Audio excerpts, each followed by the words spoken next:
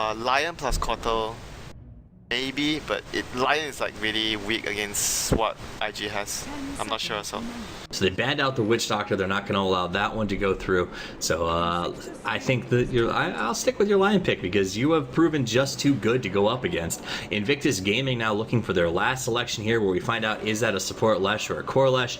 Once again, we talked about how flexible he is, so it's hard to tell right up until the last moment where they want to play him. They might want to consider go Trilane though, with like maybe a Venge Lesh support plus the Drow and leave Viper against Shadowfin and something that can win the lane against Call. I'm not sure, but that could be something that IG wants to do. But at the same time, it's risky because you're going up against a keep up. Like, it doesn't mean that you're going to win the lane for sure. Kotal is really strong against Tri-lanes. Alright, so now we wait. We've got a minute left for the last pick to come out here. Invictus discussing it amongst themselves, figuring out what's the best way to deal with this Keeper of the Light Phantom Lancer combo. Feels like Windrunner could be a Wind Ranger could be a good choice. Oh, Abaddon. So they want Abaddon plus Viper is also a really strong combination because you keep the Viper sustained along the fights, and it's really potent if you want to go for some early timing pushes. So the lanes might actually be interesting. So possibly an offlane Abaddon if they don't want to contest and Leshrock as a support, or they want to do Abaddon support. I'm not sure though, because they can do both ways. They can either do Abaddon offlane or Leshrock support. They do have some options, so it'll be interesting to see which way they go with it. Which of the heroes that Invictus has picked up is going to be an answer to that Phantom Lancer late game? And like, how are they going to stop if PL gets the fight he's looking for? They don't really, if you're talking about late game PR, they only have, if they're playing a core Leshrock, that's like the only answer. Drow and Viper are heroes that don't have AoE damage, don't have much AoE. They have literally no AoE damage. Viper's AoE damage is nothing against PL, the corrosive skin, so they have nothing against PL late game except if they get farm on the Leshrock. So it'll be really interesting to see if they want to put the Lash on a core position or a support position. A support position would allow them to be more aggressive. Since it's a Venge plus Lash, it's obviously much more aggressive compared to Venge plus Abaddon as their support duo. And last pick is going to be a Skywrath Mage picked up by LGD. What do you think about that pick? Very good with the clockwork, obviously. Hookshot into Mystic Flare, it's very good combination. And the other thing I feel, which is the stronger reasoning why they picked the Skywrath, is they are also worried about IG coming to Tri-lane against them, as we talk about. So they want a support which is really strong in the lane. So Skywrath is very good in protecting the carry, and he's very strong in the lane.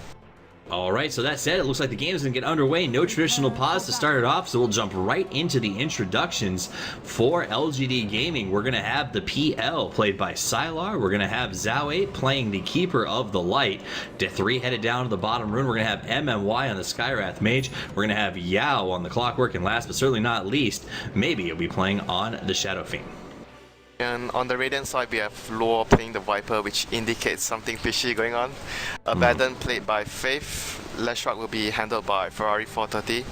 Drow on Burning, and lastly we have Chuan, my Malaysian friend, on the Venge. So it'll be Abaddon plus Viper, I guess, offlane, and Venge plus Drow safe lane, Leshrock middle. Should be pretty interesting as it lays out. They're definitely going to be a core with that Ferrari. Leshrac, and you think that's the right choice to put him in the middle position? So what they are planning to do is, because like I talked about, they have LGD has an aggressive tri-lane which is pretty strong, so they don't want to commit everything, but at the same time they do not want to give the PL free farm. So you put Viper plus Abaddon, you are making sure that there's pressure in the lane, but you don't put 3 heroes there just in case things go sour. You don't waste 3 heroes experience. So Sylar walks uphill, walks right into Faith and Lua, who immediately starts to harass him. Sylar going to have to back off, but the rest of the crew is coming in, and they will secure the top rune. Bottom rune will go with no contest whatsoever to Ferrari as he heads back towards his mid position. So pretty even bounty spread, a little bit of harassment on Sylar, but he is already tangoed right back up to full. Yeah, so it'll be once again the Shadow Fiend versus Lash matchup, and gonna be pretty similar to the last game. I don't think anything special would happen. It's just gonna be Lightning Storm versus Ray Spam. And if you look at the supports, so it's gonna be down to the supports to get killed. So I think IG having the Venge and LGD having the Skywrath, because like any of these rotation from both of these supports will be able to help either the Shadow Fiend kill the Lash or the Lash kill the Shadow Fiend. So I'd say it would be down to the supports, and Abaddon would be holding an early teleport scroll, I think, to help out the lanes as well. Makes sense. All right, so if you are in the position of the supports here, when are you going to look to try to get into that middle position to get the early pick? Shadowfiend just bought a smoke, okay. But, oh no, he bought it wrongly. Okay, so you're talking about timing. So I think the perfect timings would be maybe along the lines of getting the first knight, so vision is scarce, so it's easier to gank at the 4-minute mark. Or you just gank early, like between 1 to 3 minutes, but you need to use a smoke. And it depends on the positioning of the wave, where the creep wave is. Like, for example, if you look at the middle lane now, it's very close to the tower of the Shadowfiend, so obviously it's harder to gank the Shadowfiend, and it will be easier for the Shadowfiend's support to gank the Lash. So stuff like that will influence when and where you should gank. Luo taking a shot, Illuminate to the face. Now he's got to fall backward as Sylar puts up some good harass. Nice play. This is not an easy lane at all, like the spam from the Cortal and the Phantom Lancer. Meanwhile, over on the bottom, Chuan taking some hits as Yao and MMY go ahead and just take their opponent's jungle. So yeah, we're not interested in the lane. We're just going to go here and cause trouble. Both sides not willing to give like free farm towards their carry. Like LGD is worried that the Drow gets, like the tempo of the Drow is too smooth and comfortable for him, and he's going to take Roche and push down early, so they want to pressure the Drow as well. Same goes for IG. They don't want to give the PR free farm. So both sides sort of have the similar early game plan. Alright. Rune. Is this gonna be the rune that starts things off? And it does. Chuan headed straight back to the tower with it. Does not look like he's interested in making engagement with it. Oh, bottom lane. Bottom lane, and they're making the move on Burning. Burning dropping pretty low, caught inside the cogs. Tower range for Yao, but not going to matter. Burning will be the first blood. Yao drops pretty low. Chuan's got that ace turn, but can't engage into it. That was really, really good awareness, right? They know the Venge went towards the rune to get the rune, so for that like 10-second window opportunity, they have 2v1 situation, so they just dive onto the Drow and manage to get the kill even without any points in battery assault. So they get, a very beautiful kill. And this is how IG started off the last game with some really great early plays. It didn't pan out for them, but that said, they also did not have... actually, I'm sorry, this is how LGD started IG started it. They're losing the beginning. It's late. I apologize. I got totally sidetracked there. It has been a long day, but I'm excited to be here with you guys. All right, gold is in LGD's corner, not by much. 1,000 at this stage of the game, I guess, does make a little bit of a difference, but IG with a strong lineup and going to be able to get right back into this, presumably based on how they played their last match. Looking at the jungle, I talk about like stacks. So far, because of the lane positioning, like the PR's under pressure, so the Cortal isn't able to leave the lane to go for stacks, and same for the Skyraf because they are both busy in their lane. So I don't think there'll be much stacks for the Shadowfiend in this game. So he needs to be able to do fairly well in the lanes, otherwise it will not be so easy for him to come back.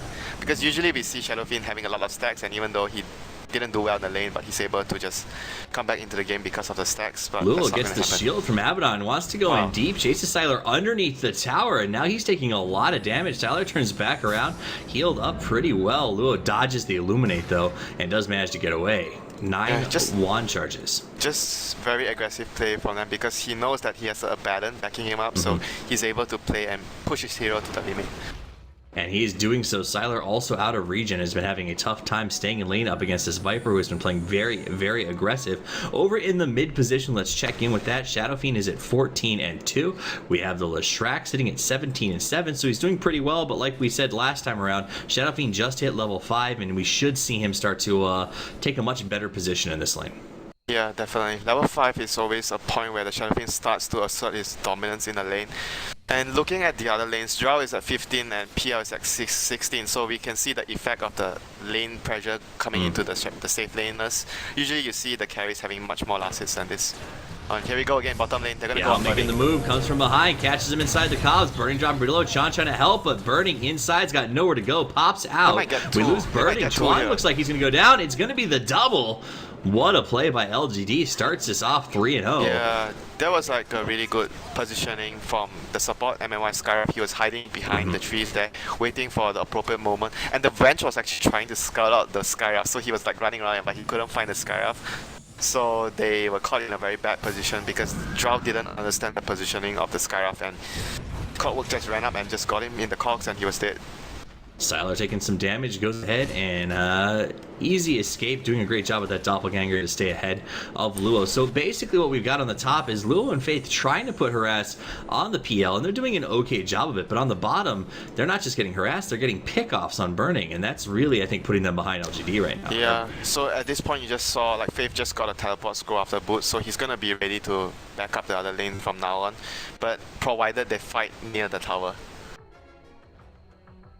Alright, so let's take a look at the rotation down towards the bottom. MMY's got the backup of maybe as they start to rotate. Oh, he's level 6. Oh, he caught it. Goes out the hook shot, catches Chuan. Chuan's got nowhere to go, and that'll make it 4. And this is just the supports and the Skyrock and Clockwork playing really well, dictating the pace of the game even though the other lanes are under pressure. So now LGD is in I would say a very comfortable lead just because of how the lanes pan out for them. Absolutely. Totally did not expect that because usually against a Drow lineup, you would have tough lanes because of the aura. Shadow Fiend up to 6. MMY comes over, puts up a nice ward behind the middle, starting to maybe allow maybe to put some pressure on the tower. Sneaky ward.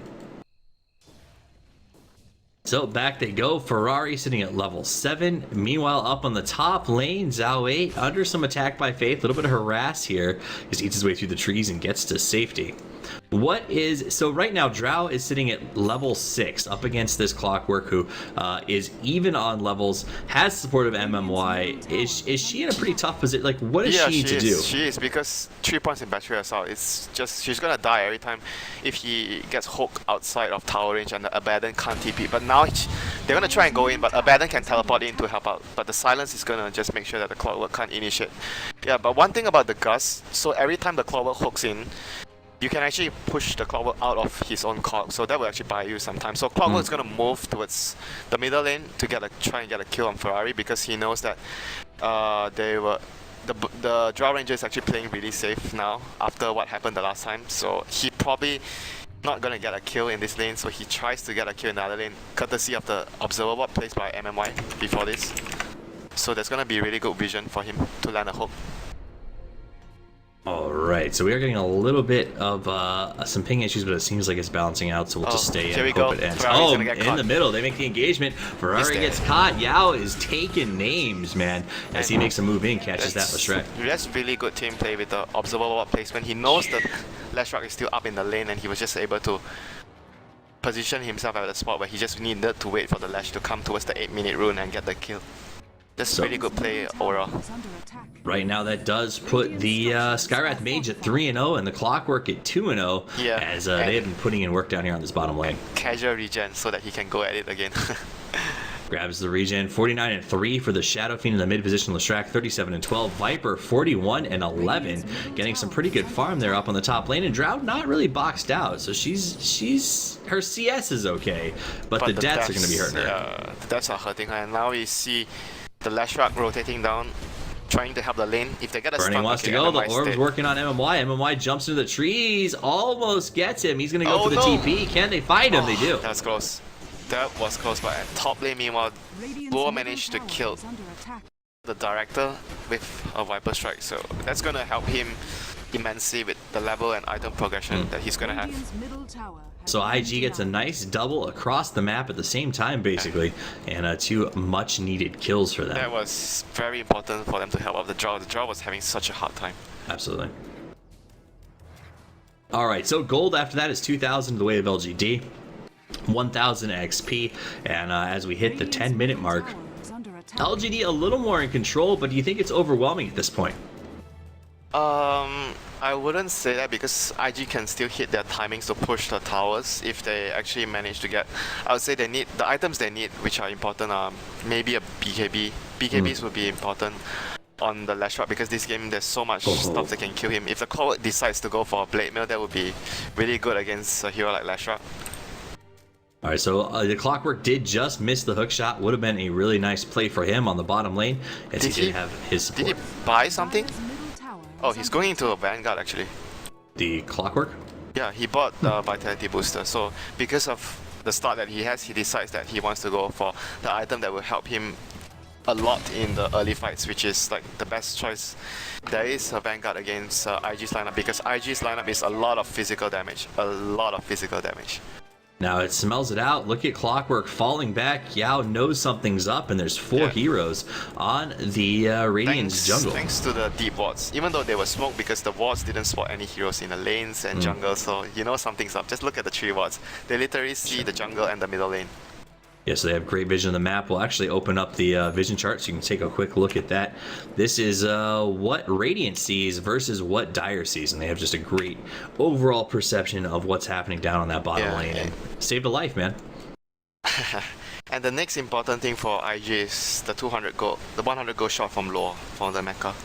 So that's going to be a timing that they're going to want to have to at least, I think, take some... at least 1 or 2 tier 1 towers that would be really important for them to take. And looking at Lashrock, still just the only 1 point in the edict, but it's still gonna allow them to help take the towers in a fair amount of time with the mech coming from the Viper fairly soon. Burning getting himself back into this. Level 8 right now. Let's look at the net worth stack chart. Shadow Fiend out in front. Not a big surprise. A hero like Shadow Fiend does so good. It's just sort of getting out and staying ahead. Viper at 44 and Leshek at 42. There we go, Toffees. The smoke, Mystic Flare plus hookshot is going to come into play now. Here comes Yao looking for something. Gets the hookshot. In he goes. Catches Burning. Mystic Flare. Boom. Burning drops low. He's still alive when they finish the job. It will. So down he goes, and Yao and MMY walk out with swagger on their face. As again... There we saw the Gus pushing him out and almost saving his life with the shield, removing the silence from the Skyrock, but it wasn't enough because there was still enough damage to kill him off. So not a great start. Let's take a look at the KD right now, just to put us in perspective. Burning 0-3. Meanwhile, up on top, good call. It looks like Luo on the run. Ulti from the Shadow Fiend. That'll be enough to get Silo in range for the pick. Did he manage to get the mech recipe before he died? I think he did. Ferrari though in no man's land, and he's got the backup from Faye, so they want to go after maybe he's got to fall back here. And they can't fight into it. It looks like LGD just fade away. Yeah, and at least he got the mech recipe before that, so he didn't lose too much gold. That was important. So mech is also picked up. Shadow Fiend up and running. The Vanguard has been finished by Yao, so that is going to be a 13-minute Vanguard. And do you stand by that's the correct build to go when your Clockwork gets a good start? Some players think Blade Mail, like Bone 7 or the Western Clockwork players, they like the Blade Mail more because it's more offensive. And Vanguard is like, it makes sure you don't die early on because you have a lot of survivability, and because you don't die, you get more items later on. But Blade Mail is just more offensive, and one is more defensive. And now, speaking of offensive, Luo comes in. They start the orbs all over the place. Burning's going to get hit with the flare, and Yao goes down. That Vanguard almost paid off if he actually didn't die there. That said, Burning and Yao come in, Luo come in and get a really important kill. And we'll now start to push up on the tower just a little bit. The rest of their team comes in to join them, and this should be the death of the bottom tower unless we see a big response from LGD. Faith gets hit, ulti's popped, he doesn't care, he'll keep soaking the tower. This tower should be gone. Yeah, this is gone. And there it is, so tower does go down. That'll be the tier 1. Meanwhile, up on top though, tier 1 being pushed by Sylar as he starts to put some serious damage on it. He's got the creeps to stick around, and the glyph is down. So this will be a tier 1 for a tier 1. TP comes in, is cancelled. Yeah, it's not going to be able to save the tower. So this is looking very, very favorable for LGD after the early laning phase against a draw lineup, which is impressive, to be honest. Yeah, definitely doing a great job. I'm not gonna lie, I am finding it very difficult with this TP animation from the compendium to quickly figure out who's TPing in. It's incredibly frustrating. Alright, so jungle farm time for Burning as he goes in there with a little bit of help from his buddy Chuan. Protection in place. Zhao 8 on lane, but big rotation. Smoke coming out from Yao and MMY is the combo. The same story. Thing. Big hook shot, catches Burning. Mystic Flare, good swap. Chuan will give his life for his friend, and Burning will escape. Same story, but different ending because the bench is 6 now. Same story, different ending. It's like the Hunger Games up in here. Yeah, that was really important to save Burning. I mean, if he dies there again, it feels like the game is like half lost if he died there again. Definitely. So 3 and 9 gold lead at 4,000 for LGD. XP at about 4.5 pushes on for the bottom tower, but they would not mind getting a hook on Luo, and he is going to fall back. Not interested in sticking around and risking it, and they will assault the bottom tower. Meanwhile, mid tower under attack by Ferrari on the Lestrak. How's his farm coming with where it needs to be?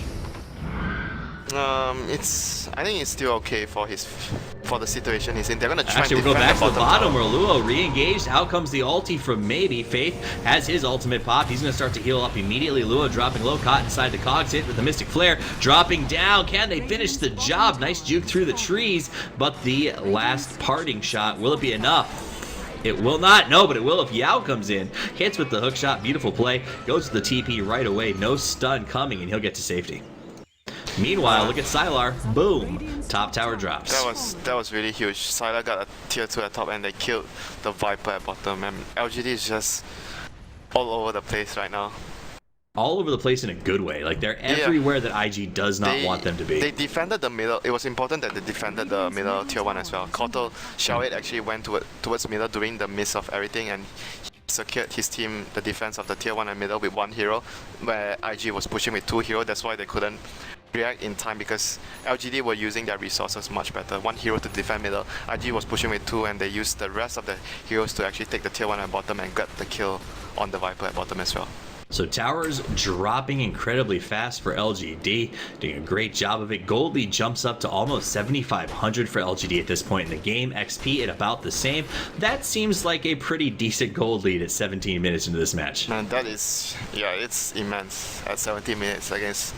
Like, usually Drow lineups, if you falter in the early game, it's very hard to come back after, because Drow is a hero, again, a momentum based hero, and he revolves around taking Rosh early and grouping and pushing early, but in the case he is right now, he's just unable to do any of that.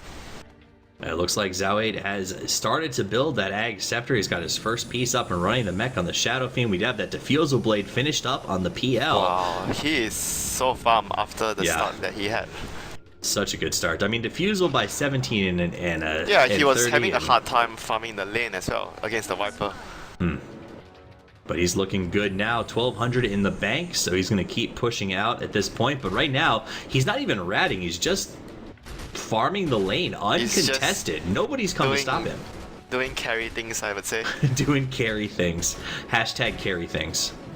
Yeah, it's just thanks to his teammates. I would say MVP towards the clock and the Skyrock making so much space for him to farm. Absolutely. Now we do see a smoke rotation. Chuan Faith leading it in with Luo on the back end as they look to get a pick off here. They are going to see MMY in the water. The least valuable pick off they can get. Yeah, so they do get one, and if you're going to lose to a smoke rotation, that's the one to lose for LGD. Meanwhile, still uncontested, Sylar pushes up that top lane and then immediately head towards bottom, and he'll start leading on this tower. And they're going to defend middle with the Kotal. This is brutal. You remember what happened the last game? Yeah. When this happens. Oh my goodness. So this, you think this is going to be Sylar picking up the Boots of Travel pretty quick to just reiterate what we saw last time around? Boots of Travel maybe later, not so quick. He's just going to rely on the Kotal to move him around in the map, because usually PL you want to get your Manta plus Diffuser ASAP and maybe build into a heart later on. Look at Yao. Yao's out here by himself. He's got the Invis rune, just looking to get a kill. He's so strong right now, like for a clockwork at 90 minutes. And it was uh-oh, he's going to find himself some Chuan. Easy Chuan's going to walk into it. He decides not to take it, or does he? Waits for him to pass by, says, I'll see where you're going. And he waits. He walks into the Illuminate, basically. Nice swap. Puts Faith into the target and gets away. He thought he had enough time to just battery plus power cog, so he didn't want to use his ultimate, basically. But it wasn't, it cost them the kill. I think he would have gotten the kill immediately if he just opened with the battery plus hook shot immediately with the Illuminate hitting on the bench. But it's not a big deal at the end of the day. So it's just a support kill, even if they get it. They're in a position where they're so far ahead that that kill would actually matter nothing. Yeah, so basically they're down there, they're making space. Meanwhile, Sylar goes up and takes care of the Ancients, finishes up his Yasha. That's on the courier right now. I actually think, Toffees, if LGD were able to secure the first Roshan, they would have probably almost won the game. If they are able to make enough space and time for them. Because they don't exactly have a lot of minus armor this game compared to the last game where the IG team had the last game, Bristle plus Shadow Fiend. This game is just a Shadow Fiend minus armor, and they don't really have heroes that can build medallions usefully because Kotter wants to build his axe, and Skyraft this game, maybe he can build it after, but yeah, it's not an ideal item on a hero like Skyraft. But if the important thing is if they get the Roshan, it's gonna be almost the game won for LGD.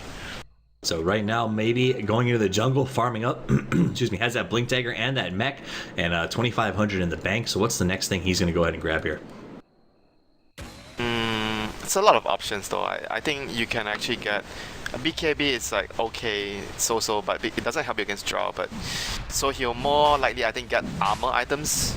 Stat plus armor, so Skadi comes to mind, SNY Skadi or Manta. Manta you can disjoin like the Magic Missile or the Silence from the draw, and the Viper Strike, so Manta could be a valuable pickup here.